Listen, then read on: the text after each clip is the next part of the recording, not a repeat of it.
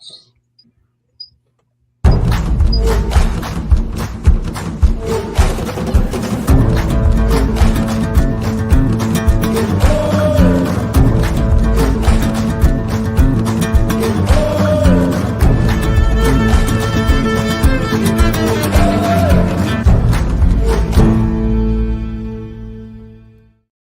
evening, everybody. Welcome to another edition of the Inside the Pigskin. My name is Scott Morgan, your host of Motor City Badmouth. Glad to have Marvin Powell, Tom Shanahan, Melford Jr., and Candy Embley in the house. Glad to have everybody tonight. I have a loaded show. If you're looking to prepare for the NFL draft, I have a lot to talk about. Get those pencils and papers or pens and papers, whatever they use these days, or iPads. I don't know. Just take this information down. There's a lot to digest. With that said, we'll have a couple of sound bites as well. All right, so let's get started. A lot to talk about tonight. Let's talk about the Miami Hurricanes that actually went out there and had an opportunity to go to the combine themselves. I'll list them all in order. They have Jacoby Thomas, Keontae Scott, Akeem Mesidor, Francis Mauiagwa, CJ Daniels, Inez Cooper, Wesley Basante, Markeel Bell, Carson Beck, Ruben Bain Jr. All right, Marvin, we're going to make it easy. I gave you 10 of them. Which names do you think you might be seeing called early of that group? Yeah, I think you listed off Bain and then the other defensive end, Malaga. Those, to me, are the two top guys. And, outside of Bain, who's the concern for Bain I've been hearing is his reach, his arm length.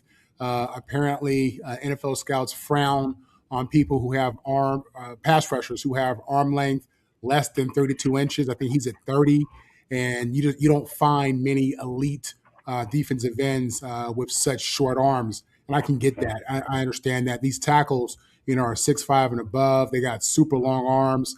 If a guy has longer arms that can punch you and reach you first, he controls you. That's a big deal. So, it'd be interesting to see how this guy evolves, how Bain evolves, but and how he does in the league. But yeah, Bain and the other end are the two guys that I really are looking at to have impact in the draft, get picked up pretty early, and I expect them to have good careers.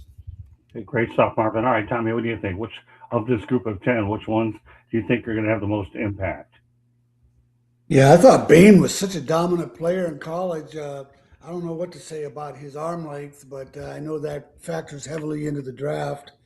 Magua would be the guy that I'd also agree with Marvin on. That it should be highly ranked. Magua was a guy from American Samoa, and just shows you Samoans are across the map in America. There's just so many of them playing football. Okay. No.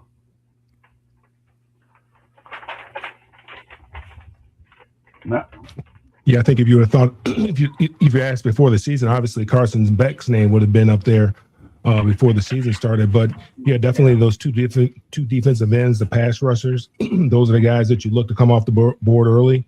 They had a huge impact in their season, and why they were as ranked as high as they were, and why they played as well as they did. And I think you'll probably hear those names come off the board pretty quickly. All right, Candy. I'm going to give you, Ruben Bain Jr. I'm going to give you Akeem Mesidor. I'm also going to give you Markeel Bell and Francis Magoa. All four of them, I think, are going to have significant impact. Okay, you know what I'm going to do? I'm giving you a soundbite of Markeel Bell. How about that? First soundbite of the night goes to Markeel Bell. I had an opportunity at the Senior Bowl to talk to him. I want everybody to listen to it in its entirety and give me your thoughts about Markeel when it's said and done. Go ahead, Candy.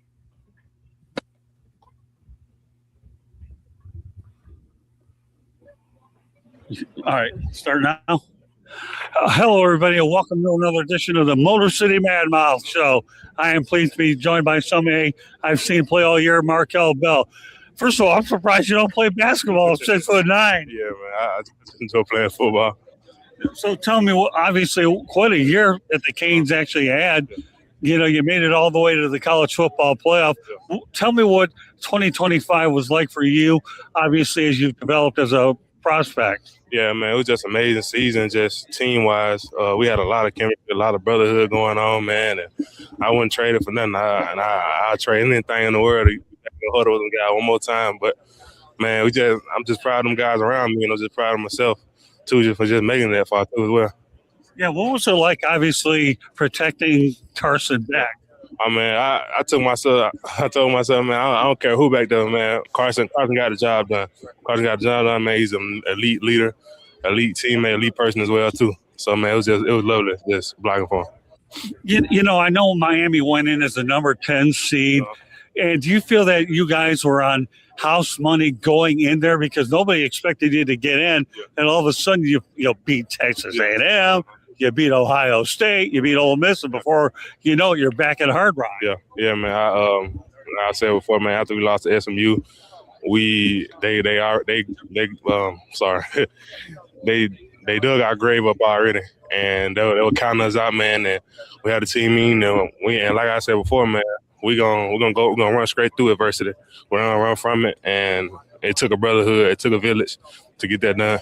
How much did you enjoy playing for Mario Cristobal? Man, I love all them coaches up there, man. They took a chance on me.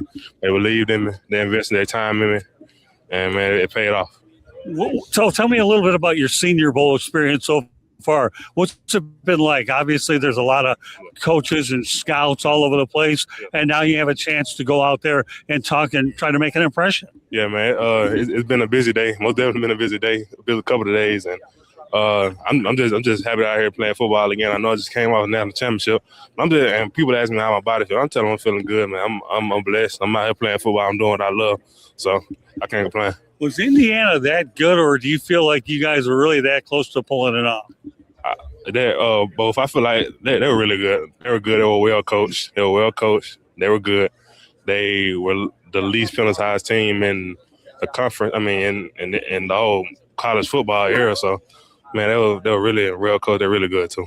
All right, one or two more questions before I get you out of here. Number one, I know a lot of players are trying to transfer and get go 6-7 years, but you seem like you're one of those guys where you go with what you have and then just take a shot at the pros. Do you think some guys are staying too long and not taking a shot at the pros? I mean, I can't speak for everybody else, but I just go by this saying, man, you know what you got, but you don't know what you're getting. And I knew what I had, and I didn't know what I was gonna get. So, man, I knew I was confident in myself and my play right now, and I was confident that I was gonna be successful in the pros. So what do you want people to know about Markeel Bell as you begin your pro career, about your strengths, your weaknesses, and your work ethic? Man, that I work hard, and I'm a dog on the field, and I'm getting my job done. I'm doing my job. Well, I'll be pulling for you hard, and I'm glad to be able to catch up with you here at the Senior Bowl. So I'll keep up the great work, and proud of the opportunity I had a chance to go out there and see you play for the Miami Hurricanes. I get to talk to him in Montgomery, Alabama. All too good, isn't it? Thank you. Appreciate you. Okay, Marvin, you're first. Some thoughts about Mr. Bell. Listen, if I was an NFL team GM, I love what I saw. I do. I love his attitude. Very positive. I love the way he talked about the game, playing the game he loves. I loved how he talked about his teammates, says a lot. Tremendous emotional intelligence, and that he's coming off a significant loss. I mean, he might play 15 years in the NFL and never play in a game as big as a national championship. That's the reality of it. So, for him to have the perspective of gratitude that he has, I commend him for that. It's obvious that Cristobal has really done a great job with these guys. He's gotten into their heads, saying the right things, thinking the right way. And that guy's a high impact player. So between his play on the field and just the way he presents himself, again, I just see this kid being successful. So I thought it was a good interview. I really appreciated his feedback and just his perspective, as it's one of gratitude, which I think in today's age with a lot of these athletes and what you're seeing and hearing, it's something that you want to hear, really from everybody, but people, we put, athletes up there. So yeah, I'm happy that he has the perspective that he has. I thought that was a good interview. Thanks for the kind words, Marvin. Much appreciated. Okay. Really. All right, Tommy, some thoughts about what Markel had to say. Yeah, he was impressive. with what he had to say, but also his physique, 6'9", 346, but he didn't look like he was overweight at all. He looks, in No. fact, his legs look kind of thin for that kind of weight. I don't know if Right. that's a factor for an offensive lineman, but I see he was third team All ACC, so I'm guessing the guy is just now growing into his body, and his potential is all in front of him. And like Marvin says, he has the potential to have a long NFL career. Mel. Yeah, sounds like he was on a job interview, did a very good job, represented himself very well. And, again, he's not going to offend anyone with those comments. He's not going to all of a sudden be off of a list of any team because of his comments. He's a very humble young man, but at the same time, he has a fire burning inside of him. He's confident in himself and his abilities. He's not cocky. He knows what he's capable of doing, and all he wants is an opportunity to go out there and show what he does. So, there's 32 teams out there. Not one team has probably crossed him off their list. I'll tell you what. No, you nailed it there. Well, if you're looking at a job interview, he's acting like this. Who wouldn't have him on their draft board? You look for this kind of character when you go to the draft. Instead of some of the guys, you wonder if they're going to pan out or not because they don't quite this. Markeel Bell and me, when I spoke to him during that period of time, nailed it in many, many different areas. And I tried to approach him on a lot of different areas as well. Candy, you were there. You watched exactly how that interview transpired. Go ahead. Give me some thoughts. Bell is, he was very well-spoken. He was very appreciative of, to give you guys a context of this, where this interview took place. After practice, you have 10 minutes to sit there and do a fire drill of asking questions of different players. So here we are on the field, quick rushing, trying to find, him to talk to, and then getting, this couple minutes in this interview. I thought he did remarkably well considering, he wasn't prepped really for it. He just knew that people could come and talk to him, and he played really well on the field. To give you guys a little context, he actually played at Holmes Community College in 2022 and 2023. He was ranked as the #1 offensive tackle junior college transfer in 2023, and that's when he transferred to the University of Miami. He played 12 games his first year and started 5, and then he returned to Miami in 2025 as a full-time starter at left tackle. I only see big things for him. Not only is he big in stature and built, but I think he'll do well as an offensive lineman in the NFL. See, under this format, how many times have everybody here heard me utilize the word rapid fire? I'm sure you heard me use it a lot, right? Mm-hmm. Well, guess what? Take that and add speed dating to it, and then you really find yourself as a person like me under fire to get as much out in a shorter period of time. I'll tell you one thing it does do for me, and I was actually playing with TikTok today because, I want to play with this stuff and put some of this stuff. I don't know anything about it. When you have a little extra time, you're just messing with stuff. Who knows how some of this stuff's going to get up there? But in reality is you got to get as much out as you can. You know what I'm saying? And if you can do that, then you're able to evaluate it. I don't know about if anybody, you guys like, or gal as well, like mock drafts. They can take them and flush them down the toilet. This is the hard-nosed stuff I want to find out about. And character references like you see with Markel, and we'll have another one a little later, are what you're trying to get out of a player, because that's a job interview. This guy, I don't know if I was giving him a job interview, but I was giving him an interview.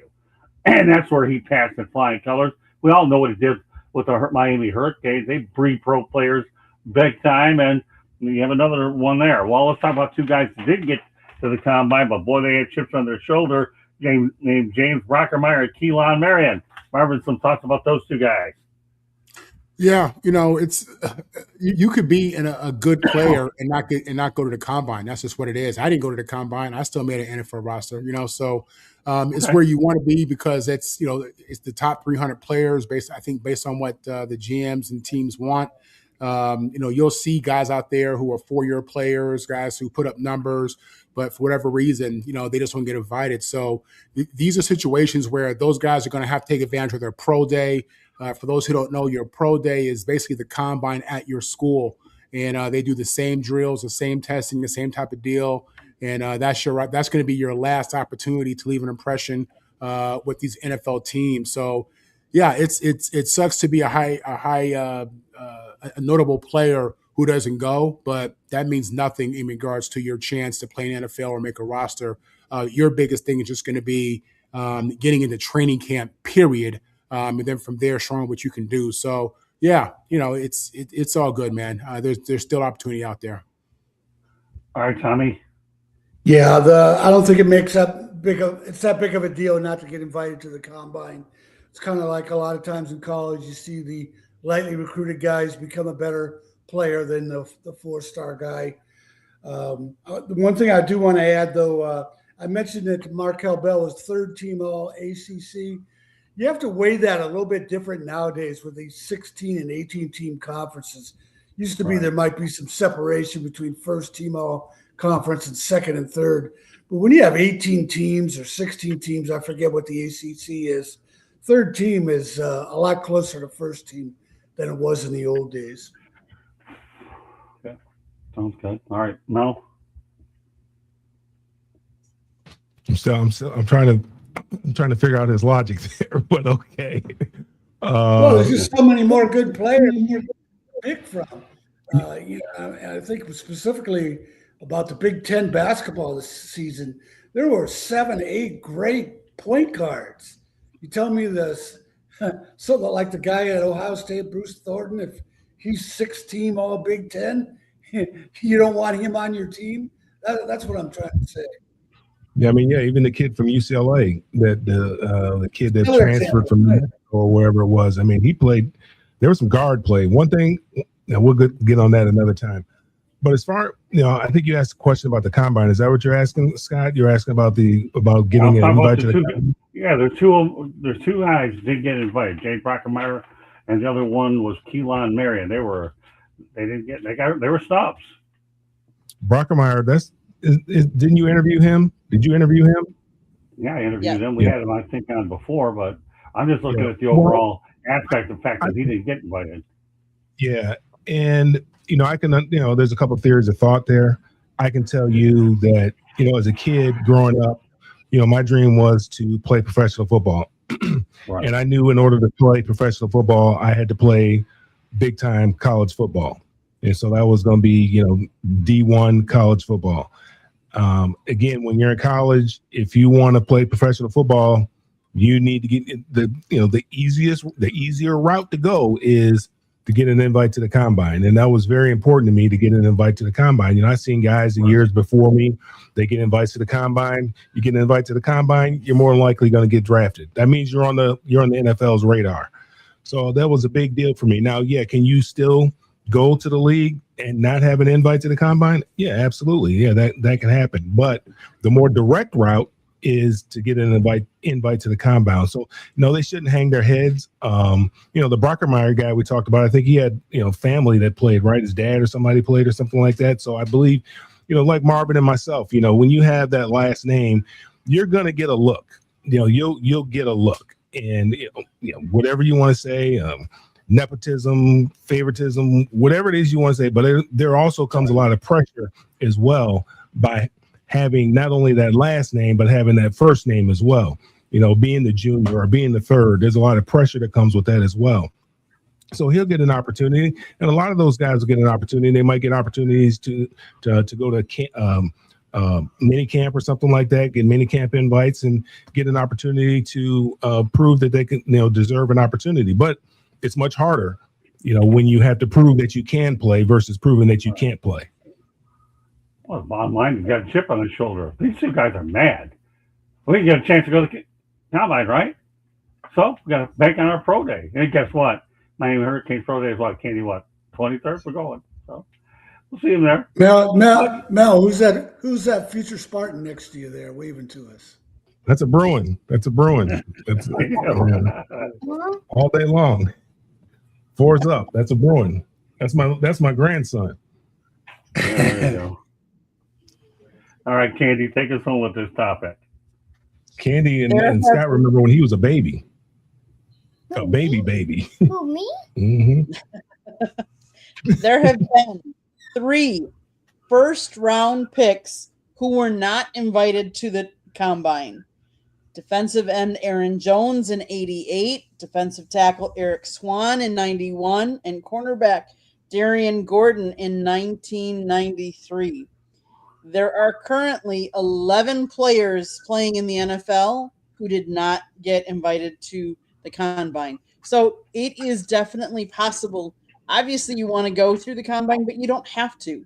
So these players, they can still make it. You just never know. It depends on the need for the teams that are drafting when their name comes up. Ken, you said there are only 11 players in the NFL who weren't invited to the combine? That's it has to be more than 11 that. current. Huh? According to the NFL.com, there are 11 current NFL players who weren't invited to the combine. Wow. I mean, there's a lot of kids, there's a lot of people that get invited to the combine that don't get drafted. Now, Eric Swan, I don't think he went to college. I think he came was out of a JUCO. JC. He was a JUCO guy. Right, he came out of JC. Yeah, he did. I remember There that. was- Defensive lineman. There was 319 prospects at this year's combine. So to give you an idea. Okay, well, I feel even more rare company then. I would have thought there was way more than that. Yeah, Yeah. that's Oh, you didn't go to the combine, Marvin? Nah, I made it from the bottom, Mel. I made it from the You bottom. made it from the bottom. Yeah, you made it from the bottom. Hey, I take my hat off to you. Yeah. As a Nepo baby, as you say, from the bottom. You were gonna get a shot. There's nothing wrong with that. I ain't mad at you. Nah, bro. Listen, I made it by putting dudes on their back. Believe that. And I really did that. So, but I'm sure being the last name doesn't hurt. Interesting stuff. I like it. I like all the top. I like everybody's opinions all over the place. I really do. That's great stuff. All right. Well, you know what? One of the topics. Everybody, when they looked at the first one, they're wondering why are we jabbing at Sean Payton? I mean, what is he talking about? Right? I know everybody's wondering. Tell you what, I'm going to set it up this way. There was a report that Denver Broncos head coach Sean Payton texted Max Crosby offering to pay for a one-way private plane flight to see Baltimore and saying he was happy to see him out of the division. Oh, my goodness. But Scott, I missed the first part of that. I'm sorry. I didn't hear the first part. Which that's okay. I'll repeat it. I'll do it again. Maybe I was talking too fast. And again, I've heard it 9 million times so far. Well, I'll try it again. Second time will be the charm. Okay, Marvin. All right. There was a report that Denver Broncos head coach Sean Payton texted people Max Crosby offering to pay for a one-way private plane flight to see Baltimore and saying he was happy to see him out of the division. But in the eyes of Lee Corso, not so fast, my friend. LOL. Marvin, my goodness. Did Sean Payton have to eat up some words or what? Listen, at the end of the day, it's in the NFL, if you have a pass rush, then you are a serious threat to every team you play. And even if the Raiders haven't been great, Max Crosby has been. And as Sean Payton is trying to get to the Super Bowl, he wants all those great pass rushers and great players out of his division. I get that. The AFC West is tough, man. The Raiders, the Chargers, but Denver. That's a tough division, man. And if he was able to get Max out, that would have made a difference. That would have had an impact on all those division games. So having Max fail the physical, which is something that you don't see that a lot.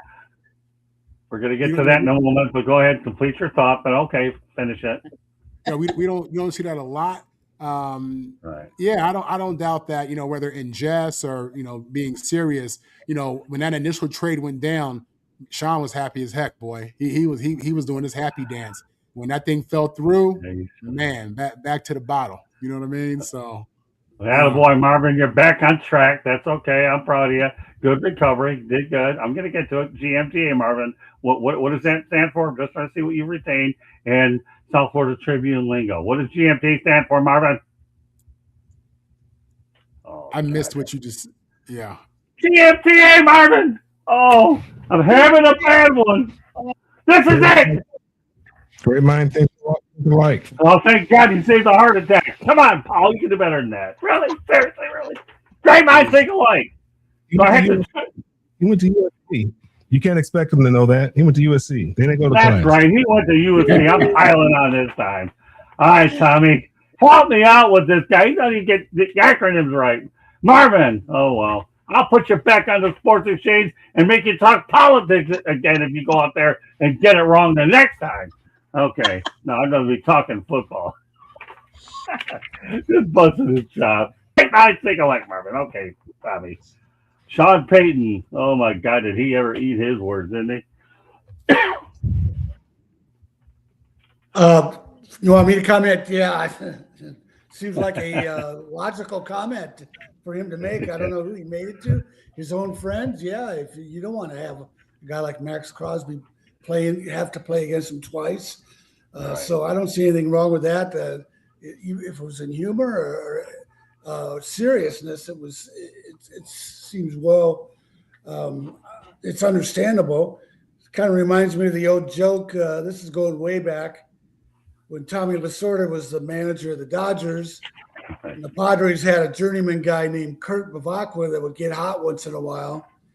And Lasorda was never a great major league pitcher. He had a very brief league career, and he was always taking shots at Bavacqua, and Bavacqua would take shots at Lasorda. And Lasorda once said, Kurt Bavacqua was the kind of guy that I would send a car to the hotel to make sure he gets to the ballpark. Funny anytime you bring it. So same kind of thought. I know Tommy all too well. I like when you bring references of him because chances are you're all too right about it anyways. All right, Mel. Save your LA buddy here. Mel? I'm sorry, my internet's acting up a little bit. That's okay, no problem. Let's just go back to Sean Payton. Glad to get him out. Is what he thought.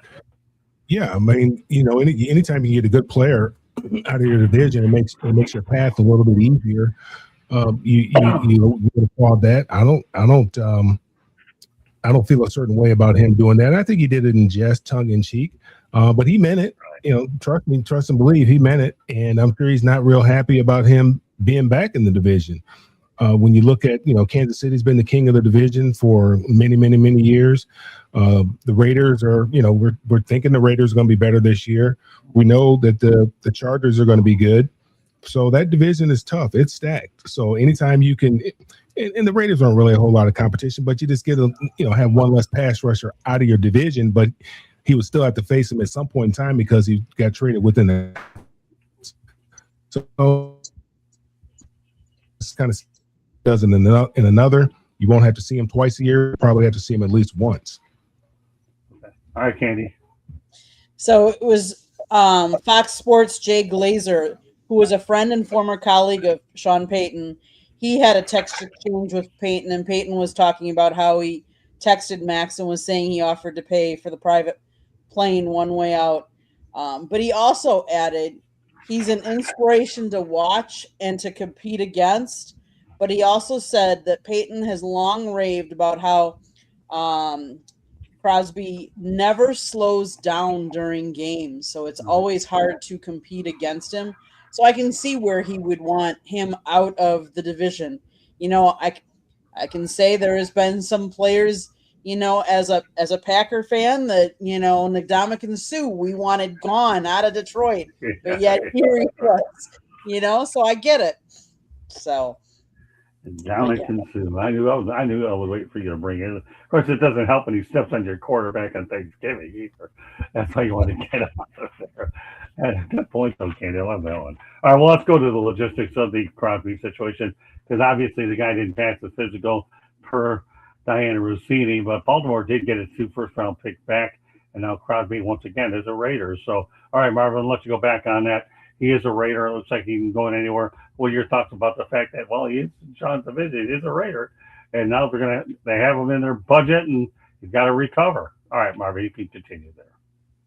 Yeah, listen, at the end of the day, the people who should be happy about this, number one, Fernando Mendoza, because the Raiders are going to draft him with the first overall pick.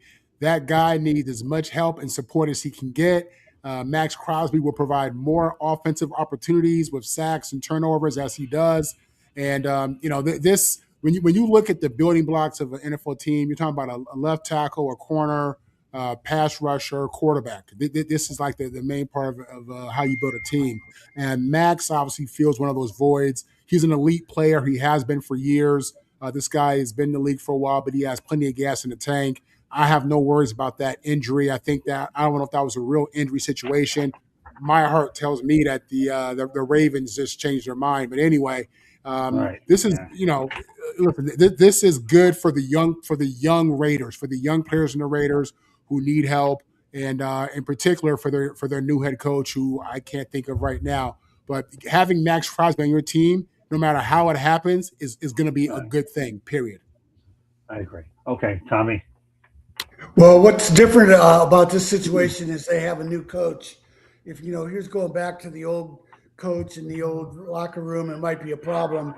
But Clint Kubiak's taken over. There's a clean slate for him if he can get healthy. Staying with the Raiders would be good for him, and not so good for Sean Payton. Yeah, right, exactly. Let's spin that narrative around and twist Payton in. Sean Payton. All right, Mel.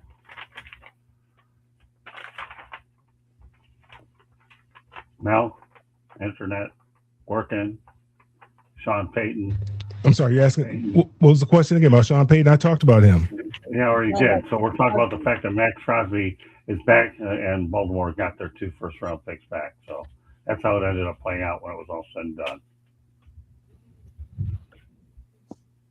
Some thoughts. You talking about the failed trade? Yes. Yeah. Yes. I look at that a couple different ways. Really, I think it was buyer's remorse.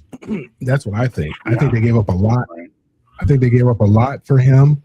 I don't know why. The kid from Cincinnati was available at the beginning of free agency.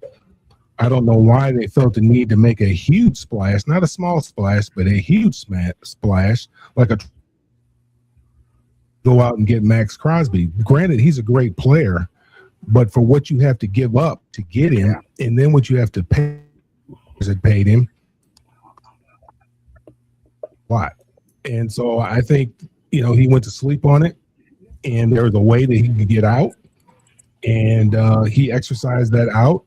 And they made the smart decision by paying Henderson. I think that's the smart move. You gave up no draft capital, and you still have a favorable pass rush. Now they say they wanted to pair Henderson with Crosby. I don't believe that. I think they're just saying that to save face. But I believe that they had buyer's remorse. You know what, Mel, you just hit a bullseye with that comment. You really, really did. The word buyer's remorse is exactly what happened with the Ravens, and they took some heat over it for sure. And I couldn't agree with you more with the buyer's remorse. Great stuff, Mel. All right, Candy. I'm going to take I'm going to go with Crosby's viewpoint. And he said it was one of the most unique, crazy, wild, and up and down roller coasters he's ever been a part of. He was flown to D.C. They flew him first class to D.C. because it was the only straight through. And then they had to drive 2 hours to get up to Baltimore. These meetings usually consist of a meet and greet with the team's brass and a physical to confirm nothing is wrong with the player, then the official signing. When it got weird was that neither Ravens head coach Jesse Minter nor Ravens general manager Eric DaCosta met with Crosby for the first 5 hours of the meeting. Once Crosby did step in the room with Minter and DaCosta in the next room, he sensed something was wrong. Minter gave him the bad news. You could tell the energy was just off. And he said, man, I don't know how to say this, but one of our doctors has concerns with the results with your knee. Some of them are concerned about the future. We really want you, and this is what it is, but we're going to have to get more and more opinions. So from Crosby's standpoint of view, that would be kind of, 5 hours you sit there and talk with people, and only for them to come in and say that. Baltimore definitely buyer's remorse, didn't want to give up as much as they did. I feel bad for Crosby because that's just sad situation. But the fallout is there's a lot of people don't want to deal with Baltimore now and their GM. That's it too. Yeah, that's a bad rap on Baltimore. They deserve every bit of it. Let's go back to something we talked about last week. Garrett Nussmeier turned out to be the 2026 Senior Bowl MVP. Went 5 of 8, 60 yards and a touchdown. So now that we had a chance to digest Garrett Nussmeier, Marvin, what are your thoughts about him, and what type of a prospect is he in college?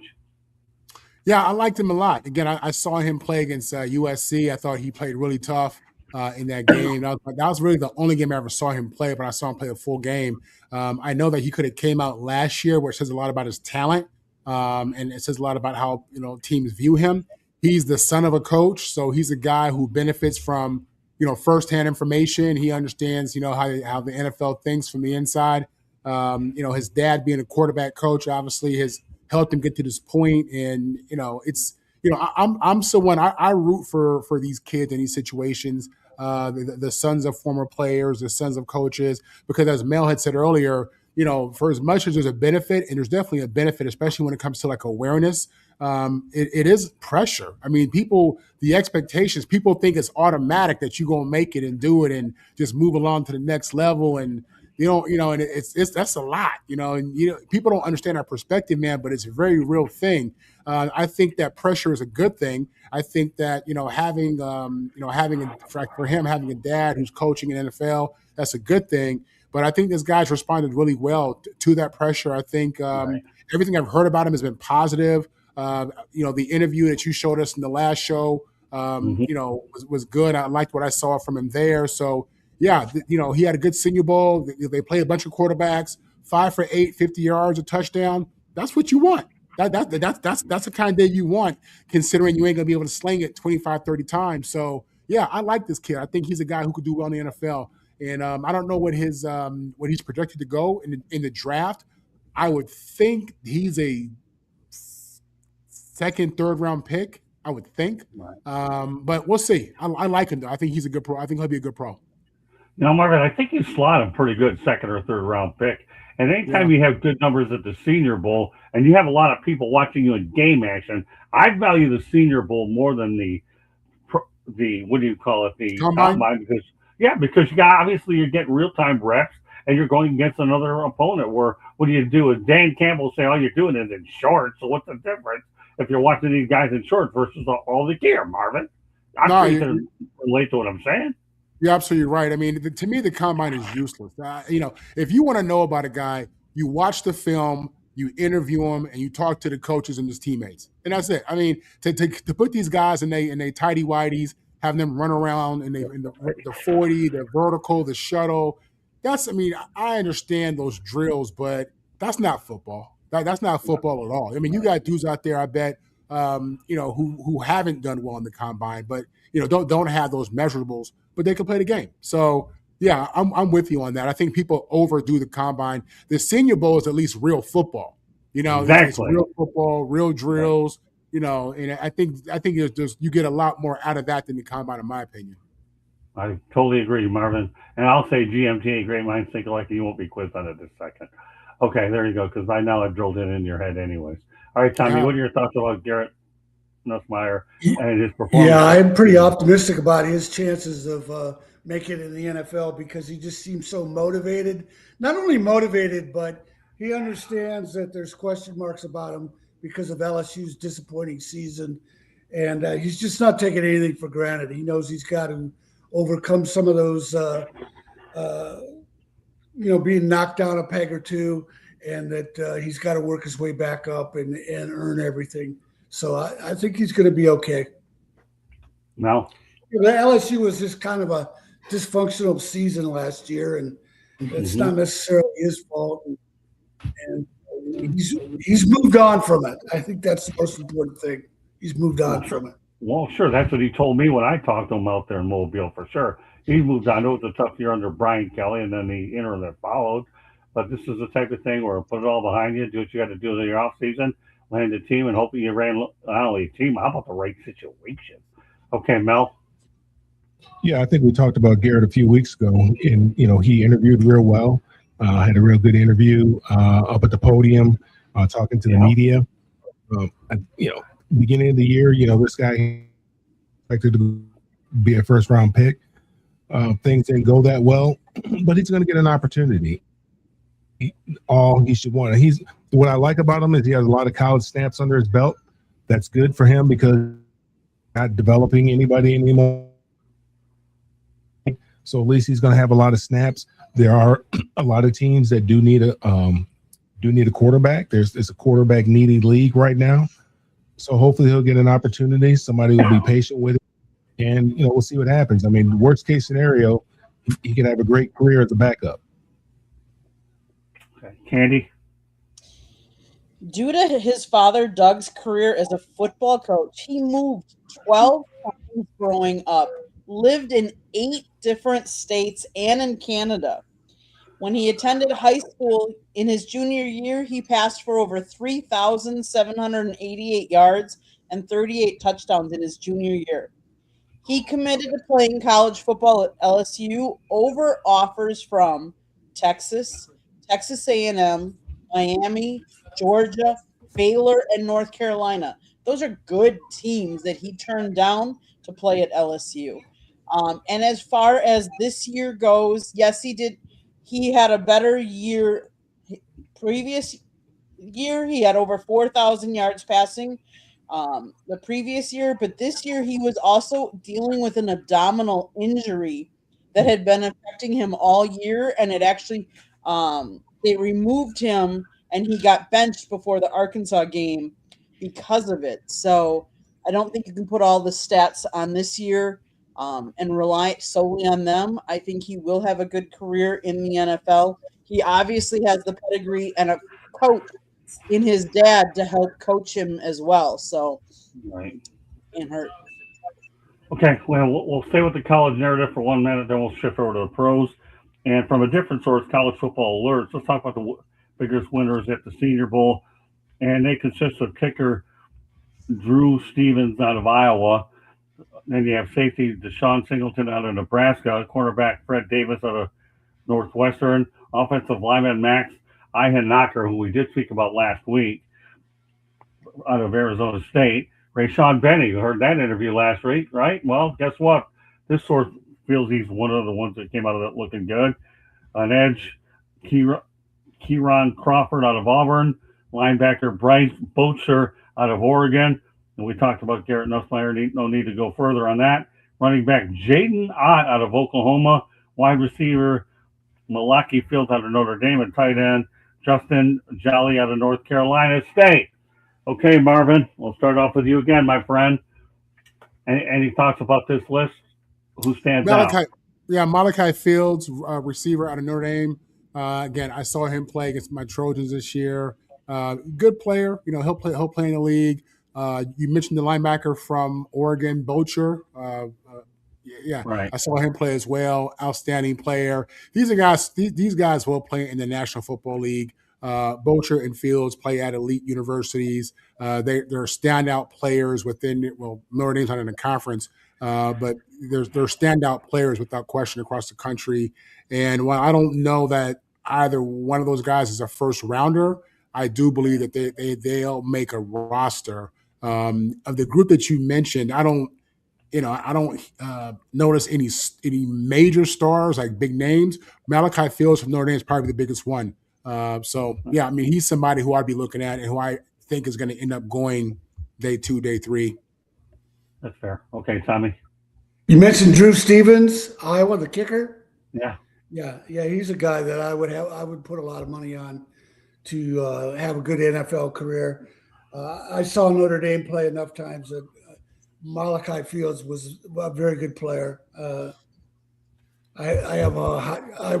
would expect a lot out of him too. Okay. Mel? Yeah, I'll be honest with you. A lot of those names on that list I didn't really follow, so it'd be very difficult for me to say one person over another. It would studying it. It'd just be a guess off the top of my head because I really didn't pay much attention to any of those guys. So I think I'd be doing those gentlemen a disservice if I was to speak ill of anyone or speak in the positive about anyone. Okay. Candy? Yeah, I have to say Malachi Fields really some of the catches that he had at the Senior Bowl and at practice really stood out to me. So I think he's really going to be a young stud going into the NFL. See, I like Fields, but I'm not going to sell my man Bryce Bocher short. And guess what, Candy? You're going to put him out there, and I had an opportunity to talk to Bryce as well, Marvin. So this ought to go ahead and lighten you up, Powell, here after what I had to say to Mr. Boettcher. Go ahead, Candace.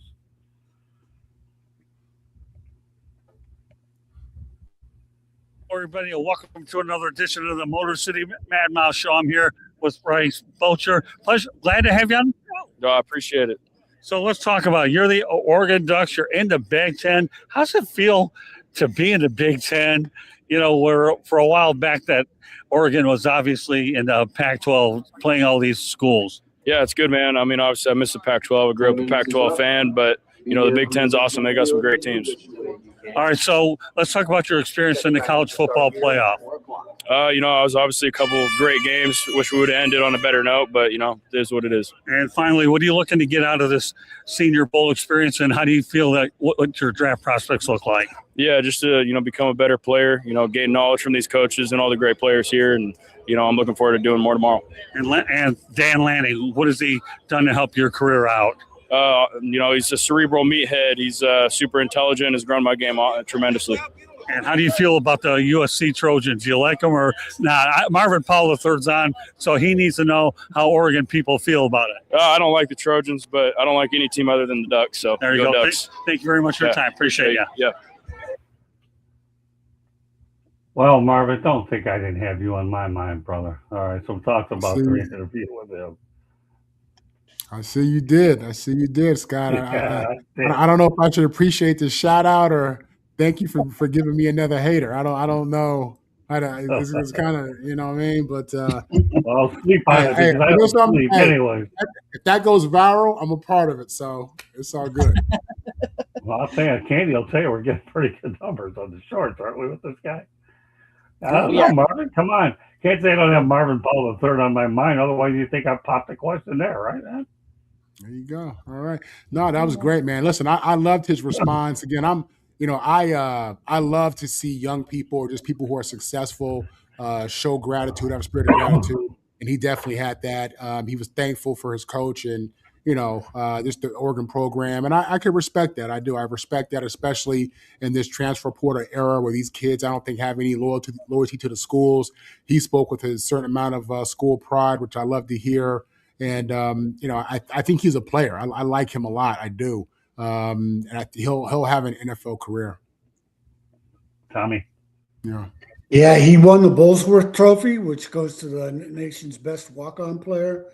And I think, I don't have the facts on it, but I think they have a pretty good track record of their recipients sticking with NFL teams.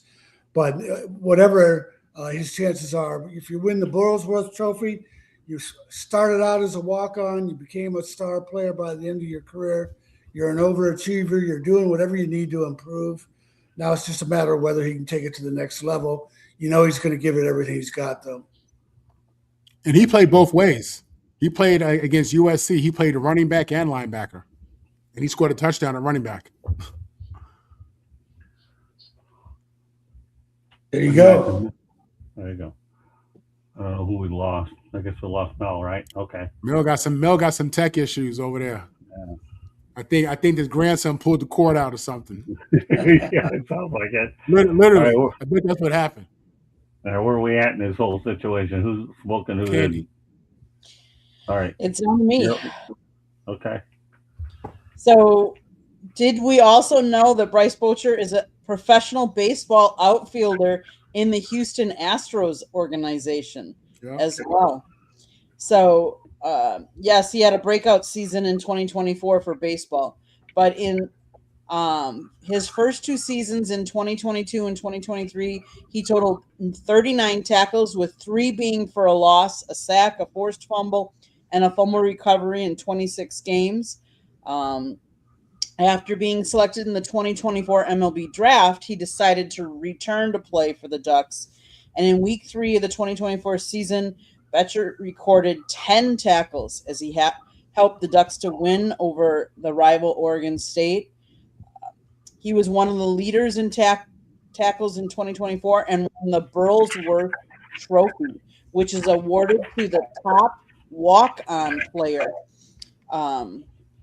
And so he was awarded that to the top walk-on player in college football, and then he returned to the Ducks for the 2025 season as well.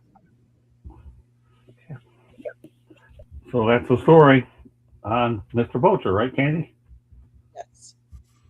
Okay, let's continue to go. I got actually an interesting story that came up here, and it goes back to former Florida Atlantic University quarterback N'Kosi Perry, who's going to be playing his pro ball over with the Louisville Kings United Football League. There's a guy who I saw actually play at FAU, and he's a pretty good quarterback. So, Marvin, what are your thoughts about N'Kosi Perry getting an opportunity in the UFL, and maybe he's a guy that can eventually break through? The kid looks pretty good over in Boca. Listen, Mel and I know very well, where that kid is, in his life right now. Coming out of college, he's looking for opportunities to continue playing football and get paid doing it. And everybody isn't going straight to the league. Some people have to take a detour. It is what it is. I'm thankful that these dudes have an opportunity such as the UFL, so they can continue playing ball, stay home, and I wish them the best. Listen, the UFL, it might not be what they want, but what it is opportunity. It's genuine, hardcore, real opportunity. And, I encourage him to go out there and make the best of it. So, yeah, he's coming out of a smaller school, obviously, even though they are on the map. Those guys go to the NFL at a FAU for sure. But, this is just another opportunity for him to extend his career. Keep playing. He'll make a little bit of change, emphasize little. But it's not about the UFL. It's about the opportunity within the UFL, using it as a stepping stone to get to the NFL. So, listen, good luck to that kid, man. And I wish him the very best, because that league is much more competitive than people think it is. You have so many players. You got to think, when teams go to training camp, they go with 100 guys. They cut half of them, literally. So all these dudes are looking for jobs, hopefully football jobs, whether it's CFL, UFL, or some of these opportunities in Europe, because there are some in Europe still. But I wish him the best, man. And hopefully he takes advantage of his opportunity. He'll be on national TV every week. That's a big deal.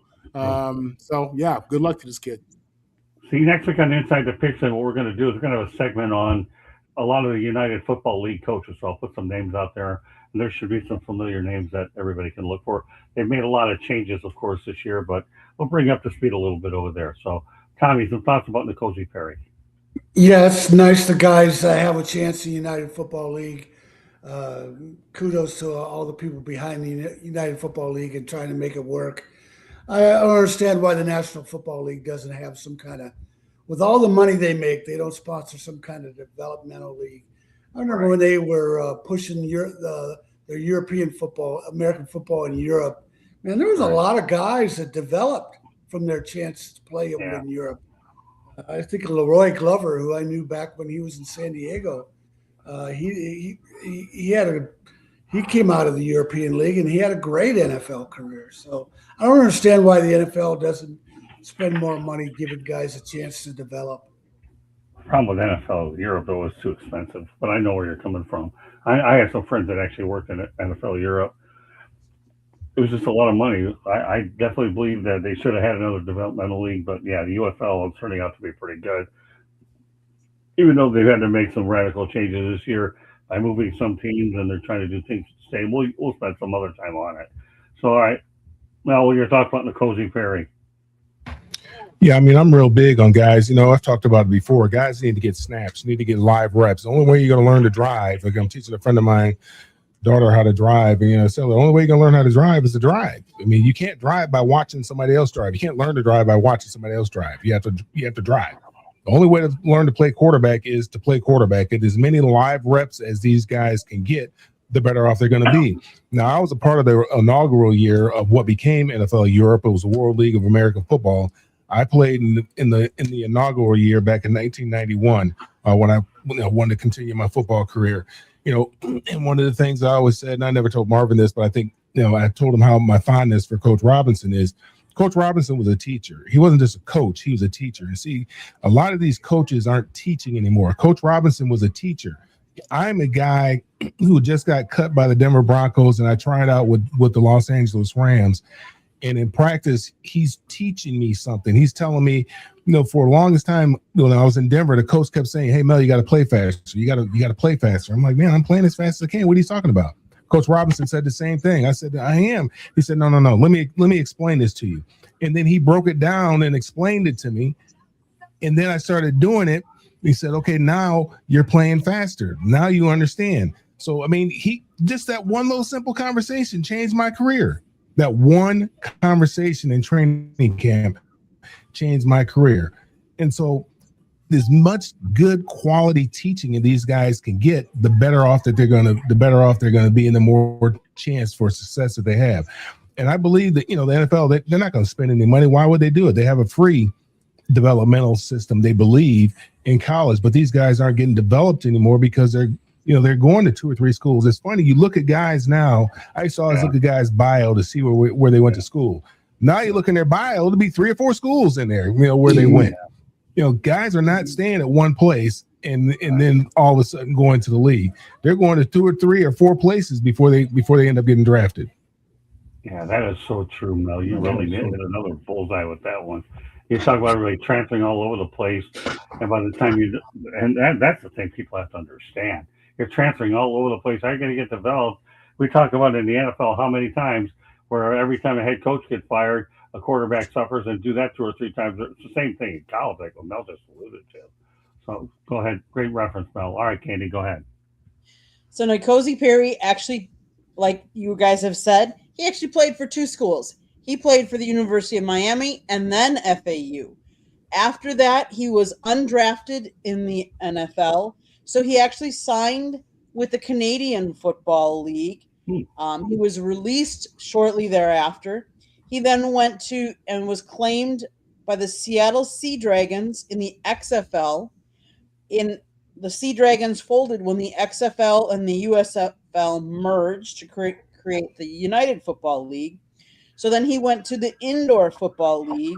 From there, he went to the European League of Football, which is where he was back in 2024. And then on February 25th of 2026, he signed with the Louisville Kings of the United Football League. So he's trying to get reps wherever he can to try and get back into get into the NFL. But so kudos to him for, keep going with the passion that you have and what he wants to do.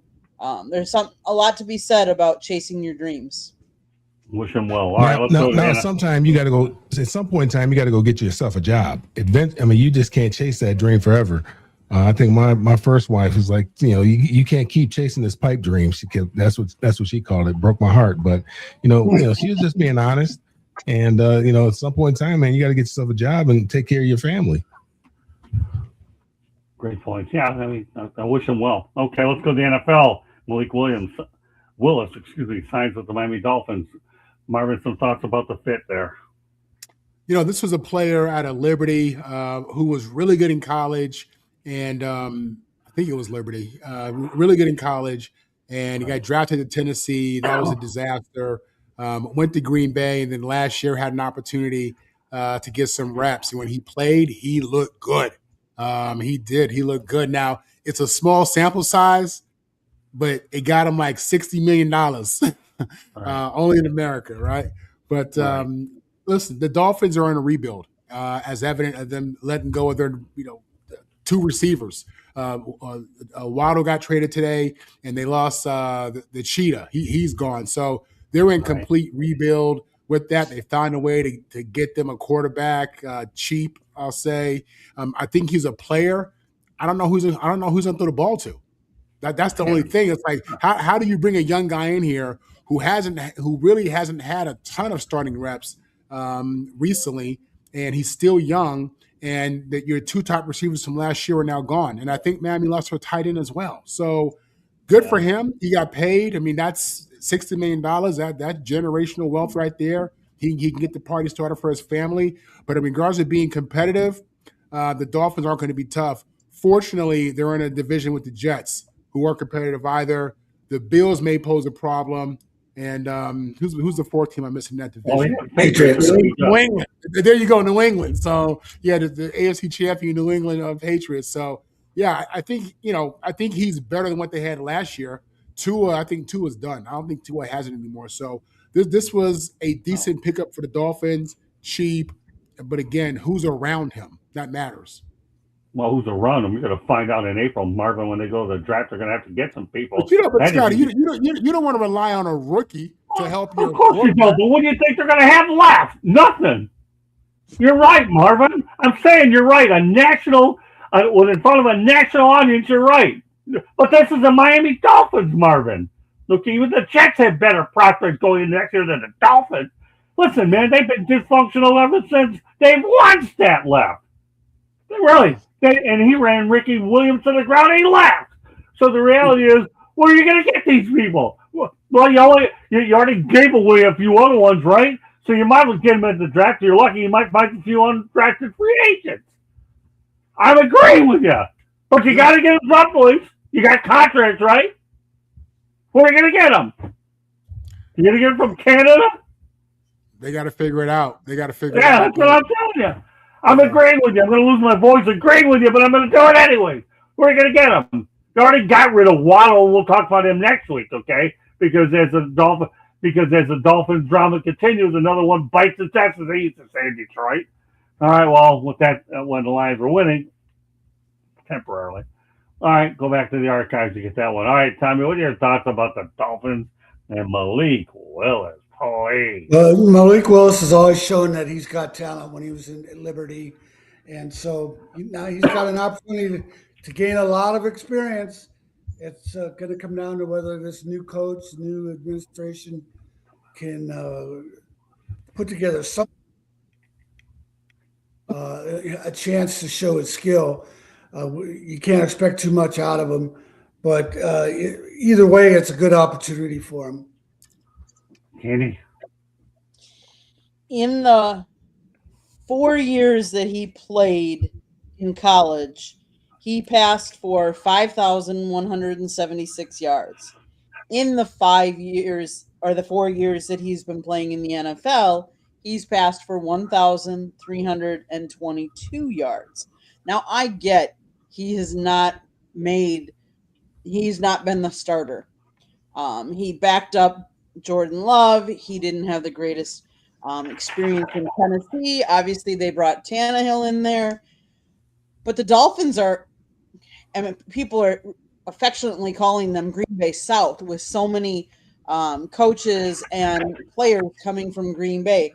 But the Dolphins will also have over $165 million in dead money. According, so who else can they get? They no longer have Tua. They no longer have Tyreek. They no longer have Jaden Waddle. They don't have Jalen Ramsey. They don't have Micah Fitzpatrick and several others. I mean, I feel bad for Malik because I don't know who they're going to have, although Malik in Green Bay did what he could with who he had there. So I wish him well. But he's also a dual threat because he can run as well. So that does pose a problem for some of these defenses. Okay. Nelson talked about Malik Willis. Over in Miami. I watched Malik. Yeah, I watched him play in high school. He played at my daughter's school. They played him, and I seen him play in high school. And I was actually talking to my high school coach about him because he coached him. I'm happy that he's getting the opportunity. I didn't get a chance to watch him much in college. The one thing I don't like is he left Auburn because he couldn't beat out Jared Stidham. But, maybe it was because he was young. I don't know. We know he put up big numbers at the school he went to, but he put up big numbers there with Liberty with Hugh Freeze. So we know he's capable. And, he just needs, he's getting an opportunity. Now, he hasn't, the snaps that he had in Tennessee weren't very good. He got a few snaps in Green Bay. All it takes is one. A few people got really excited about what he was able to do. There's like I said, it's a quarterback needy league right now. me and Marvin go out there left-handed. If my knees were good, we could get a shot. I mean, because there's some teams out there that they're just desperate for quarterback, and what they had there last year just wasn't cutting it, in Tua. So, they paid the guy some money. They're excited about it. They're going to start over, and he's going to get an opportunity, and it's up to him to take advantage of that opportunity and turn it into something great. Everybody talked about this? Yes. Okay. All right, well, let's talk about Travis Etienne. Signs a deal with the Saints to return to his home state of Louisiana. Gets a 4-year deal. He's going to get paid back in the Bayou country. I'm happy for Travis that he gets to play in New Orleans. Who knows he's going to Alvin Kamara, but Travis Etienne, if he stays healthy, he's a pretty good threat, and they're going to appreciate him in Louisiana. Marvin. Yeah, he went back home, got him $50 million. I think the saddest part about it is Alvin Kamara, who's been a great player for the Saints. This probably means he's out the door, or at least definitely taking the back seat. But Travis was outstanding in Jacksonville. He had missed his first year. His last 4 years were productive. He's coming off a very good year where he was a key contributor in the Jags' historic 13-win season. And I think he ran for 1,000 yards this year, if I remember. I think he had a few hundred yards receiving as well. But no, he'll be a good player for the Saints. Really good for their second-year quarterback, Tyler Shuck. That's who really wins here, is their young quarterback. And I think that this is a guy who has some gas in the tank. Big, strong running back. I like him in blitz pickup game. I like him in the pass game, explosive. So, no, he's exactly what the Saints need. The Saints have been at the bottom of the NFL in yards per carry for like the last 4 years. They've been like the worst team. They've had the worst production from their running backs in the NFL. So he'll definitely contribute toward making that situation better. And again, the biggest thing is just for their second-year quarterback, he makes it less likely that Tyler Shaw goes through the sophomore slump. So, yeah, congratulations to ATN. Hopefully they can win some games. Tommy? Yeah, Etienne was such an explosive player in college and in the NFL. And I think the thing that's most interesting is both he and Tyler Shaw talked optimistically about how they compare together. So I think there's a lot of optimism. They're encouraged about playing with each other, and that's a good building block to start with. Mel? Okay, I think the one thing that he did when he got introduced in New Orleans is he corrected everyone on the pronunciation of his last name. It's Achan. Okay. Remember that? He told everybody the correct pronunciation of his last name is Achan. And his college coaches, he kept telling his college coaches that, but they kept calling him ETN. He just went with it. But his correct pronunciation of his last name is Achan. Now, a young quarterback's best friend is a strong running game. Travis, he can hit his head on the goalpost from anywhere in the field. He has that kind of speed. He has home run ability. His problem has been durability. I still question whether or not he's going to be durable enough. They're going to need more than just him, because if they're relying solely on him, they're going to be disappointed, because durability has been a problem for him. But again, he's in the Jahmyr Gibbs and Bijan Robinson. He's in that category of, you give him the ball anywhere on the field, he can hit his head on the goalpost from anywhere on the field. So it should be exciting for him. Saquon Barkley as well. Obviously, it's a new tool that the coach will have in his tool bag down there, and something for him to play around with and see if he can't duplicate the type of success there that he had in Philadelphia. Candy? He officially declared for the 2021 NFL Draft. Obviously, the Jacksonville Jaguars selected him 25th overall. I think one of the interesting things is on May 15th, the Jaguars coach at the time was Urban Meyer.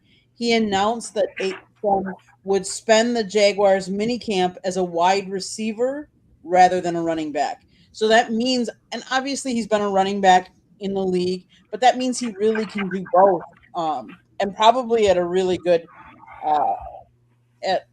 clips. So his quarterback now is going to get both a running back receiver good threat that, has good yards. If you look at his rushing yards, 3,798 so far in the league, and his receiving yards are 1,338. So he can do both, which is always a good fallback for a quarterback that needs somebody that can do the dual threat there. Well, he's going to get financial security because he's playing at home. Let's just hope he can stay healthy. That's what he has to do and make his home state proud. All right. We'll stay with the Saints for just a moment because the Saints are going to play in Paris versus the Cleveland Browns on October 25th, 2026. The venue is going to be called the Stade de France. And by the way, it's only fitting that New Orleans does play in France because you have the French Quarter, Marvin. French Quarter, the Saints playing in France. A match made in croissants. Met my wife in the French Quarter, April 20th, 2000. We got married in the French Quarter, March 3rd, 2007. So the French Quarter is someplace that's very special to me, no doubt about it. Yeah, it makes sense, man. Louisiana was owned by the French. They're going to go to Paris. It's my wife and her family, they all speak French. It's a cute thing, you know what I mean? So, yeah, the European, this NFL to Europe connection has been very successful. Extremely successful, more so in England, London, but Paris for sure. It's an international city. They absolutely have an appetite and have enough room for some good old American football. I think it's strategic. I think it's smart to bring the Saints to Paris, and it wouldn't shock. Listen, I absolutely believe the NFL is pushing to have teams overseas. It's all about expansion. They're no different from any other company. They want to grow and grow, and it just makes sense. So I'll be tuned in. I'm excited for it. I think it's a good thing. Tommy? So the Louisiana Purchase was executed by President Thomas Jefferson when Napoleon was the dictator of France, and he had to pay off a lot of war debts. So they should be the mascots for the game, Napoleon and Thomas Jefferson. Maybe they can have a race around the field. If you remember the World Cup in Brazil a few years ago, there was a guy parading around dressed as Teddy Roosevelt, because Teddy Roosevelt had done a lot of exploring in Brazil on the Amazon. So it's perfectly fitted to market it around Napoleon and Thomas Jefferson. Mel? I'm sorry, what was the question? I'm sitting there sending out text messages. I'm sorry. That's all right. Who wants to repeat it? Yeah, the Saints are going to play in France this year. They're going to play in Paris. What do you think about that? Yeah, there you go. I think that's exciting for the players. I mean, the couple times that I got to play, and back then it was just in the preseason. And the couple times that I got to play in Japan. I got to play in Berlin. It was exciting for me. I think it's exciting for the players. I mean, they have a lot more money now. They can travel at will now. Back then, we weren't making a whole lot of change, so it was nice to get a free trip to another country. So I think it's a great experience. You get to see a different part of the world, and a lot of the things that you read in your history books, you get an opportunity to see it with your own eyes, and realize how young America is versus how old Europe is, because all of our history, obviously comes from Europe. We know this country, I guess, not necessarily founded, but I guess established 1776. So you're looking at 1776, and you go back over there, you can go even further in history. So I think it's good. I mean, it's a great opportunity. It's a good learning experience. It's something that they should look forward to and enjoy and take full advantage of it, because you never know, you may never get another opportunity to visit Europe. Yeah, like I said before, the fact that the Saints are playing in Paris, French Quarter, it makes all too much sense. Glad to see it. All right, Candy. So the stadium, its seating capacity is 80,698, makes it the largest stadium in France. The stadium is used by the French national football and rugby union teams for international competitions. It's the largest in Europe for athletic events, seating 77,083 in that configuration. During other events, the stadium's running track is mostly hidden underneath the grandstands. So I think it's really cool.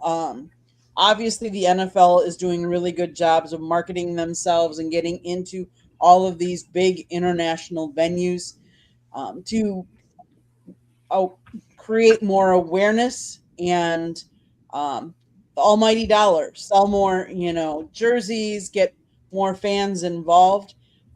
We all know that what football is called international is really soccer.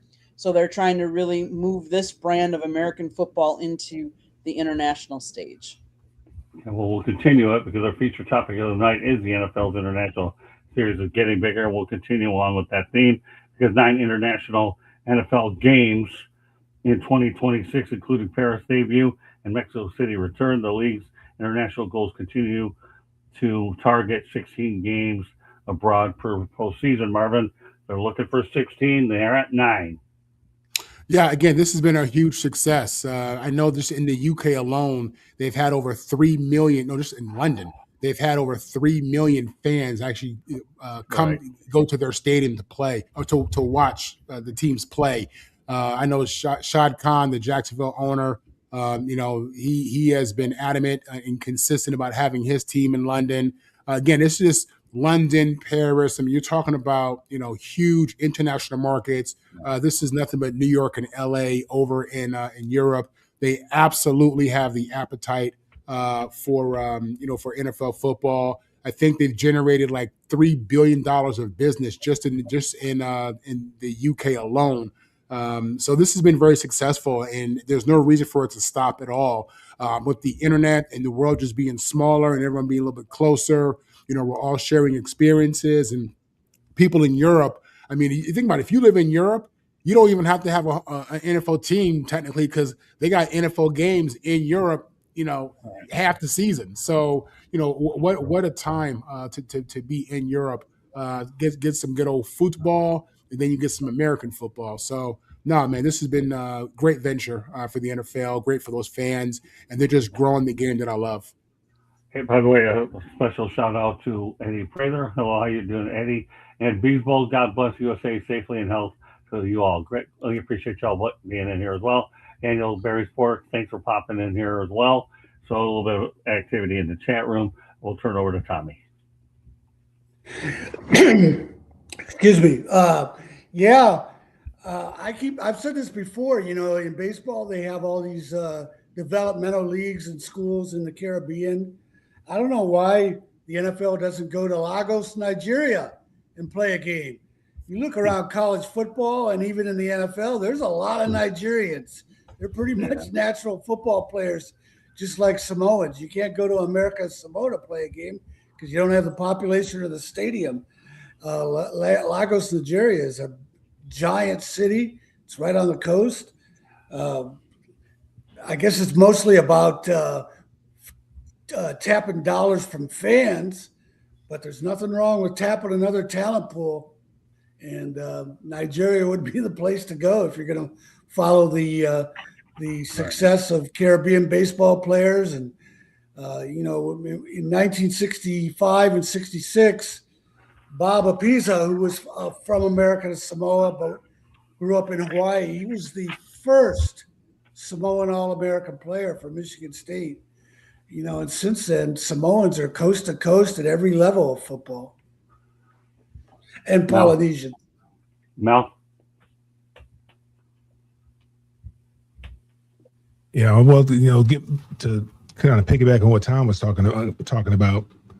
They're trying to grow the market, not necessarily grow more players. I mean, yeah, we know that a lot of they're as far as athletes, we know there's a lot of athletes in Nigeria, but they're trying to increase eyeballs, viewership. So that's why I think they're trying to expand in Europe. And I think at some point in time, because of the size of the continent and the population, as it gets more developed in Africa, I think they will go to Africa. Probably, I don't know if it'll be Nigeria or if it'll be South Africa, but I don't know exactly remember what the question was because I forgot it. I was just kind of piggybacking on what Tom was saying. But if we're talking about NFL and what they're trying to do as far as their marketing is concerned, they're trying to grow that market. They're trying to. We talked about it. It's a $22 billion industry. So all they're trying to do right now with these international games is just get more people interested. They kind of maxed out what they can do here nationally. And the way to grow that market now is to go international. Well, no question about it. Yeah, that's what we've been talking about along the last few weeks. Just so happens, Mel, the only thing you really basically missed out on is they're at 9 and their target is 16. That's it. Other than that, they're trending in the right direction for sure. Okay, Candy. They started playing the international series back in 2007. The series has held games in the United Kingdom, Brazil, Germany, Ireland, Spain, as well as upcoming games Australia, France, Mexico. I wouldn't surprise me for them to keep going into different markets because they're growing the fan base and the money. It's a business, let's face it.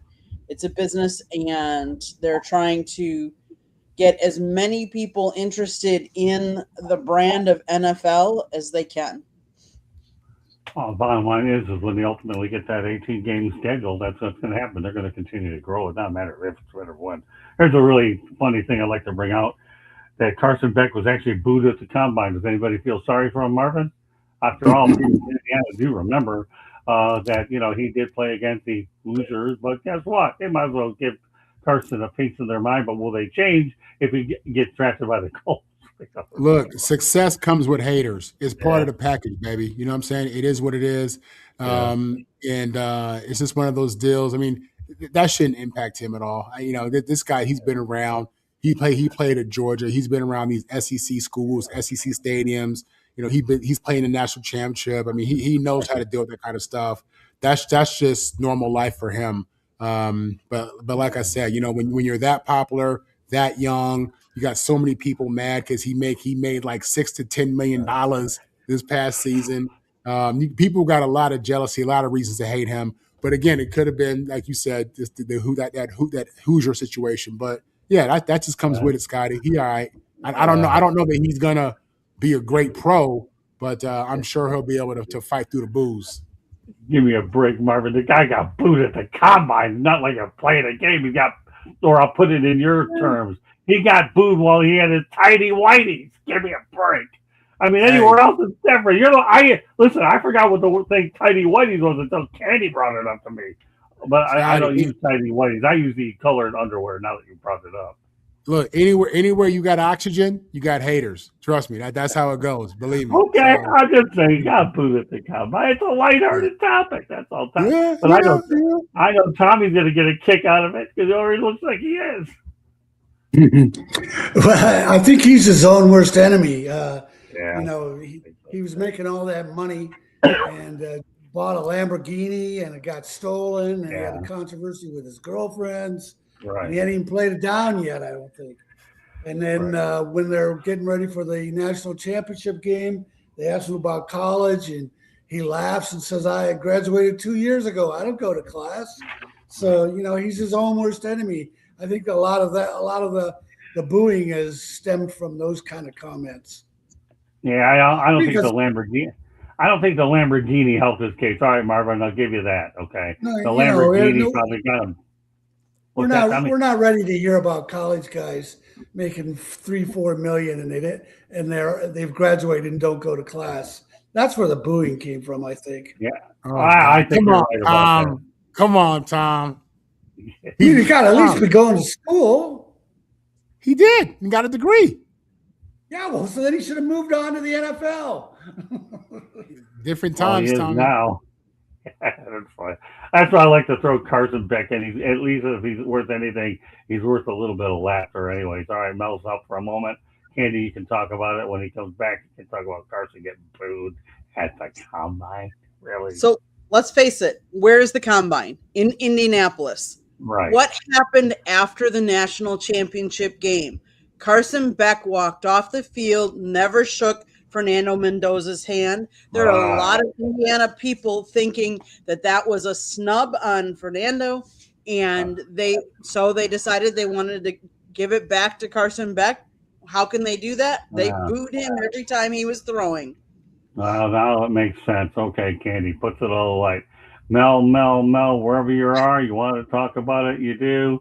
If he's putting the grandkid to bed, I get it. Okay, with that said, Candy, now that Mel's coming back, you almost had a station break. What are your thoughts about Carson Beck getting booed over at the Combine?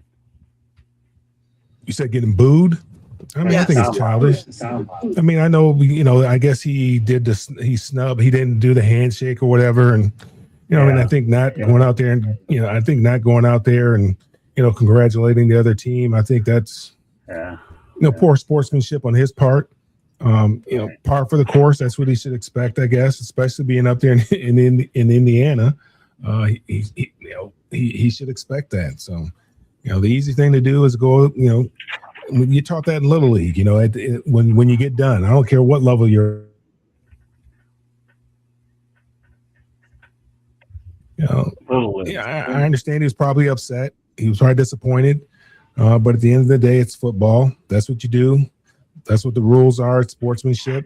Put your big boy jock strap on and you go across the field and, you do what you got to do. Okay.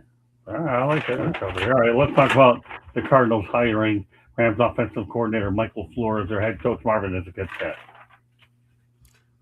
Say it's the Rams hiring Michael Flores, head coach. Cardinals. No, Cardinals did. Cardinals hired. I got you. Yeah, so the Cardinals. Listen, the Cardinals are in shambles. They've been in shambles. I don't look. Everybody goes through their stuff, man. Everybody has their issues. No, Lord knows I have. But, they had issues with the GM. He had some personal issues, and they drafted Kyler. Then they said Kyler just want to play video games. He don't want to read the playbook. They get rid of their franchise quarterback. At the end of the day, this is a league of quarterbacks. Leadership matters. My thoughts on the new head coach is he needs to find a quarterback. Period. Right. That's just what it is.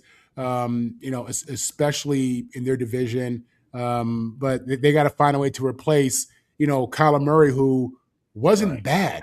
I mean, listen, he was okay, good. He was, when he's playing, he is the most explosive player on the field. So they let that walk out the door. Obviously, they didn't want him to represent that organization. I wish the head coach nothing but the very best of luck. But in this league, you got to have players. You got to have dudes. You got to have guys. They do have some pieces in Arizona. They definitely have some pieces. But the biggest question for that head coach is who's under center. That's the number one question, because until he gets that figured out, he'll be the next guy out the door literally in a year and a half, because that's how the Cardinals roll. If you look at the last few head coaches that they've had, I mean, they don't have a great track record. They really don't. And I feel for these guys. He took the job. It's an NFL job. I get it. But if you can't draft right and you don't get the quarterback right, he'll be an assistant coach in 2 years, less than that, for someone else. Tommy. Well, yeah, that we know he can coach an offense. The Rams had a great season this year. He's been with Sean McVay, so we know he knows all the X's and O's. Now it's a matter of, can he be a leader? Can he lead a room? Can he be the head coach? There's a big difference. Not everybody can do it. But one thing I do want to say about him is, his brother Matt LaFleur, the Packers head coach. Both those guys went to Mount Pleasant High School. And then another famous coach from Mount Pleasant is Tom Crean, who was a longtime college coach. He was with Tom Izzo at Michigan State before he became a head coach. So Mount Pleasant's up there in central part of the Lower Peninsula, about an hour east of Big Rapids, where I grew up. So for us, Mount Pleasant was the big city. And obviously they turn out a lot of it. Mount Pleasant has always had great high school athletes, and it's the home of Central Michigan University, and it's turning out coaches too. Hey, Tom, isn't he Cream? That's the brother-in-law to the Harbaugh brothers, right? Exactly. Yeah, he was coaching at Western Kentucky for Harbaugh's dad. I think that's how he met Harbaugh's sister. Great stuff, Tommy. I like that. Is he a basketball coach? He's a basketball coach, isn't he? Yeah. Tom Green, yes. Yeah, he coached He at was Georgia, the coach right? at Georgia. He was Yeah. Tom Izzo's assistant. He took Marquette to the Final Four. Then he went to Indiana. It didn't work out. Then he went to Georgia. Now you see him on TV as an analyst. Okay. All right, so Mel, what are your thoughts about LaFleur taking the Cardinals job? I mean, it's a tough gig. I mean, but all you want as a coach is an opportunity. Not all opportunities are equal. Obviously he's going in there behind the 8 ball right now because he does not have a quarterback, and they're going to have to figure out that situation. Arizona traditionally has not been a very good franchise, other than the few years when Kurt Warner was there and they got to the Super Bowl, if I'm not mistaken. Right. Other than that, traditionally, it's been a struggling franchise pretty much all my life. My uncle played with the Cardinals, and they weren't very good back when they were in St. Louis. I remember I had an opportunity to go to I went to the Cardinals. I had an opportunity to sign with the Cardinals, and I chose not to for whatever reason. I think Gene Stallings was a coach then. I think that's who it was. I believe Gene Stallings was a coach back then. He struggled out there. But he's got an opportunity, so we'll see. Andy? Let me interject here. Gene Stallings, who as late as 1965, when he was the head coach at Texas A&M, in response to SMU signing Jerry Levias as Southwest Conference's first black player, said, I don't think black kids and white kids can get along in a locker room. 1965. Maybe that's why I didn't go there. I don't know. See, he was a coach in Alabama too, right? He's in Alabama. He's a Bear Bryant guy, protege. Yeah. And we all know, Tommy, that's your specialty about being able to distinguish them. By the way, after we get done with this final topic, we go to the Shanahan report. Candy, you have the final word on what we were talking about here. So, Mike LaFleur, he hasn't necessarily picked all the right franchises to work for. If you look at it, he worked for the Cleveland Browns. He worked for the Atlanta Falcons. Yes, he worked for San Francisco 49ers, but then he worked for the Jets as well, Rams, and now he's going to the Arizona Cardinals. Not exactly the best pedigree of teams to go to. But again, when you get a head coaching job, are you going to turn it down, or are you going to take it and try and run with it? He has to get the team around him, especially a quarterback, to actually do well. I know that I've seen pictures of him and, yes, Matt, his brother with Green Bay and their parents. But we'll see how he does as a head coach, because not all offensive coordinators make good head coaches. We've talked about that as well before on this show. So it'll be interesting to see how well he does. All right. Well, you know what? Our final topic of the night goes to high school. And boy, this one's a tough one to digest. It really, really, truly is. A high school actually suspended their football program after being outscored. Get this, okay? 523 to nothing. 523 to nothing. And let me go across 5 games. Now, let me go over some of the losses. This is going to be mind-boggling because I looked at it. I had to get it up here. One of the losses was 69 to nothing, 72 to nothing, 46 to nothing, raising serious concerns about player safety and competitiveness. School officials ultimately decided to shut down the program. Lack of depth, resources, growing risk of injury, which obviously can happen in these sort of games. And obviously, I'm going to go over all the scores and everybody can comment on them. One of the losses was 59 to nothing to Asheboro, Western Guilford 50 to nothing, Southwest Guilford 37 to nothing, Southern Guilford 51 to nothing, Montgomery Central 55 to nothing, Central Davidson 69 to nothing, Ledford 46 to nothing, Randleman 42 to nothing, and Lexington Senior 42 to nothing, and to Andros 72-0. Can you believe that, Marvin? Not 1 point, and all these. How much can a program take on all these players? Are these players going to need psychologists when this is over with? Listen, they can use the same psychologist that UCLA had to use this year for their football team after that disastrous season. When you said that they lost 500-0, I'm thinking, are these the Bruins? Are these 523, Marvin. Yeah, that's a 523 to lot. nothing. That's a lot. I'm kidding. Listen, so That's we a could fo- talk that's about a football score? incompetence. We could talk about incompetence, but I would have to imagine that he just didn't have players. Like he must have had Right.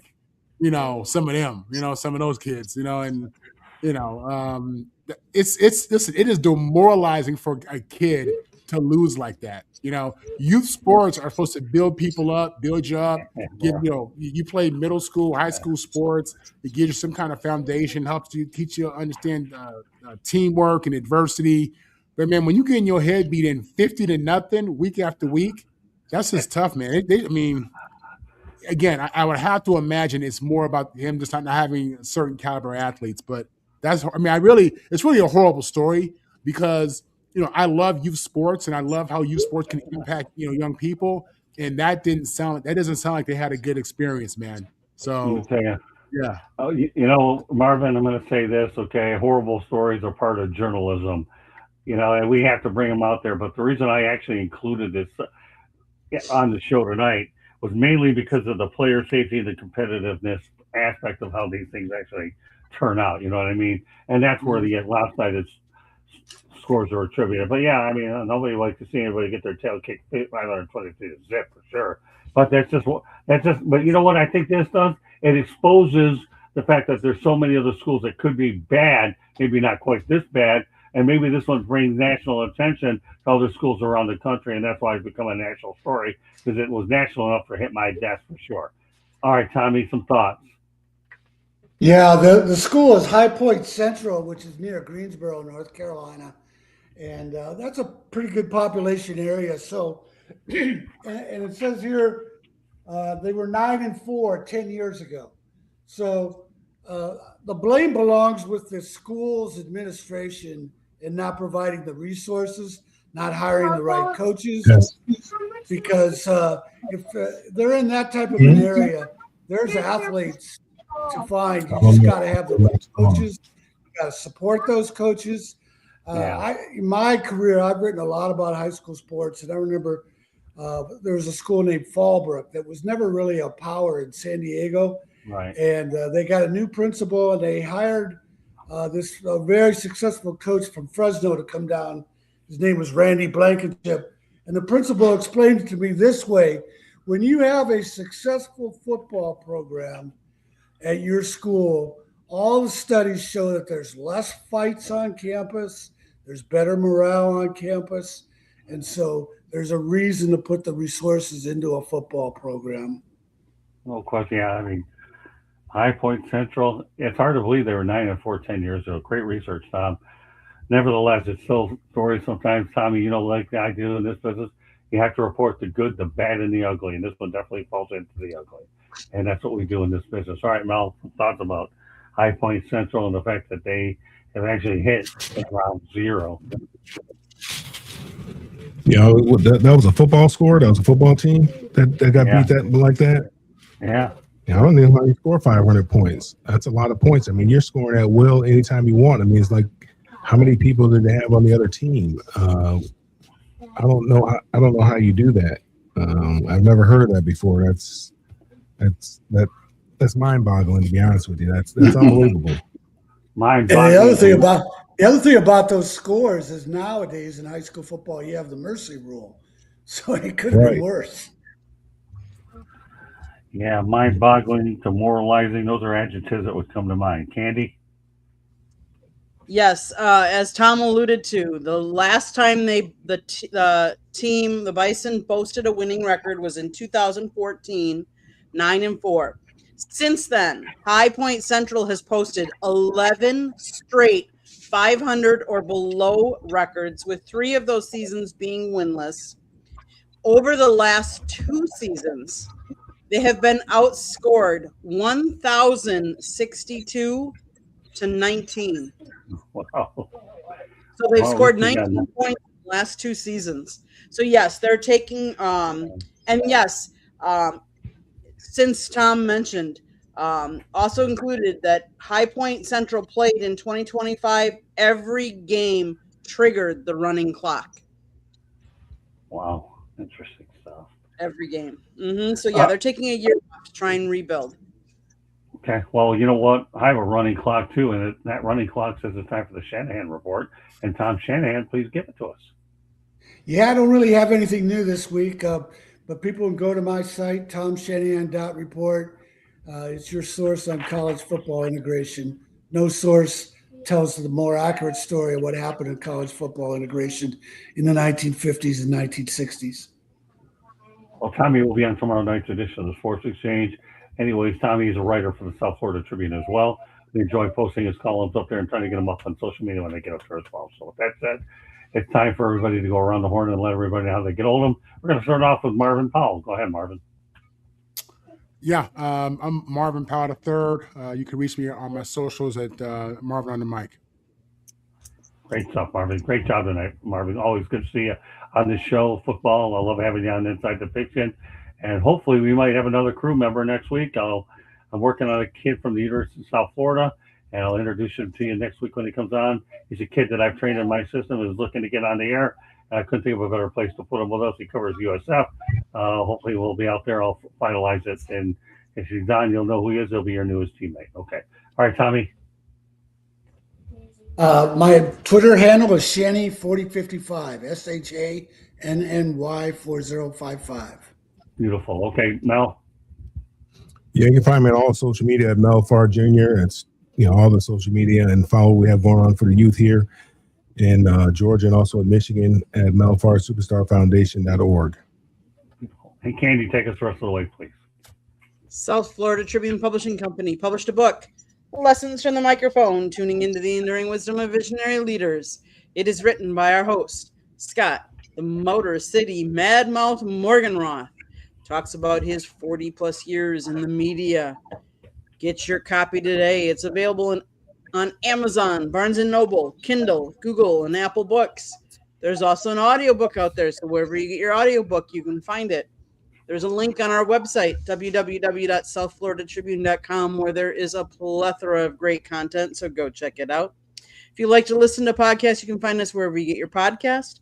If you see the red subscribe button in that lower right-hand corner, that means you have not yet subscribed to us. What are you waiting for? Click it, like us, share us with all your friends and family, and don't forget to turn on your notifications so you're notified every time we go live. Monday nights is baseball. Tuesday nights is football.